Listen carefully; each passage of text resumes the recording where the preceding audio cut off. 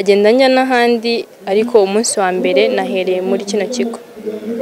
N'ahandi hose insanganyamatsiko ni zimwe cyangwa rimwe uzagenda uhindura ibintu? Insanganyamatsiko ni imwe kuko projet ni imwe, abo nshishikariza n'urubyiruko uretse ko riri mu mpande zitandukanye. Insanganyamatsiko ni imwe, ibyo nzababwira ni bimwe, nuko bose nzagenda mbasanga bazaba bari. Guhitamo ibigo ugendera kuki?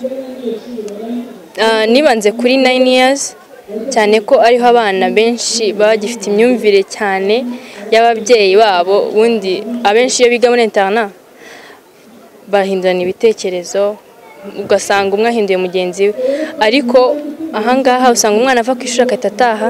Niba mama ashaka ko azaba umuganga akamugomba kwiga kugira ngo azabe umuganga. Rero niyo mpamvu nibanze kuri bino bigo bimeze gutya. Ndakubonye reka nkuprofitireho bitewe ku irushanwa rya Miss Heritage Group. Miss Heritage University ndacyari mu myiteguro, rizaba muri kuno kwa 9. Muri kuno kwa 9 amatariki itariki yari ni le 27 tariki 27 z'uku kwezi. Barangije kuguha ubutumire n'ibyo usabwa byose ibyo uzitwaza byose, ubu nyine inzira zose biri clear nta kibazo kirimo?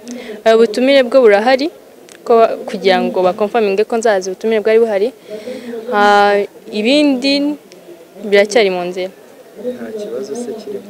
Nta kibazo kibirimo, ntacyo nge nari namenya, nta kibazo kibirimo. Miss, tugarutse ubuzima bwawe bwite nyuma y'uko ubaye Miss Heritage na mbere utaramuha, kuri ubu ngubu ni iki kimaze guhinduka mu buzima bwawe? Ibyahindutse si byinshi cyane, ariko kumenya kuvuga imbere y'abantu nk'uko nabonye kuvuga imbere y'abana bana byariyongereye. Ikindi ari inshingano buri umuntu aba afashe, hari ukundi kuntu bigenda mu mutwe, hari ibitekerezo birahinduka. Ese hari ibindi bigo by'amashuri wagiyemo bitari iki ngiki? Oya, iki nicyo cya mbere ntangiriyeho.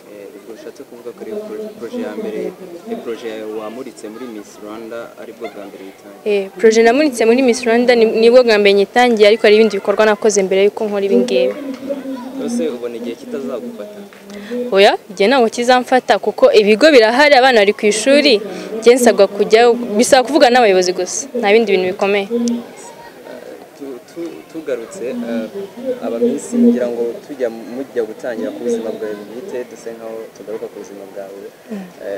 Miss ijya gutangira ni ikibazo akenshi cyagarukaga kivuga ko nk'umuntu akababaza se waba uri mu rukundo, kenshi mukavuga ko atari we, ariko hari amakuru avuga ko hari umusore mwaba muri rukundo. Ese byaba ari byo? Nibyo. Nibyo. Wadushura izina rye se? Izina si ngombwa ariko arahari. Arahari. Wamukundiye iki? Uko ari. Umuntu agira ibintu akurikiza, aramukundiye uko ari. Kuki we wifuje ko kuba wamuvugaho, wenda nubwo utamutubwiye cyangwa wenda nta n'ifoto ye dufite, kuki wifuje we kubivugaho?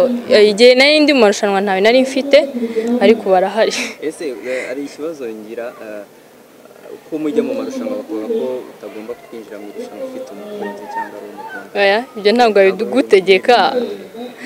Umufite ugenda umufite, kuko hari biba bisaba kuba utarashakanye, kandi ko ufite umukunzi ntabwo bivuze ko muba mwarashakanye. Ntacyo bizakubangamira mu myiteguro yawe kujya mu irushanwa bari babanje kukubazaho mbere, ndetse no muri iyi projet yawe ntacyo bikubangamira? Habe na gato. Mumaranye igihe kingana iki? Tumva atari ngombwa, gusa amakuru nabaha nuko ahari. Ni Umunyarwanda. Urakoze cyane. Murakoze namwe.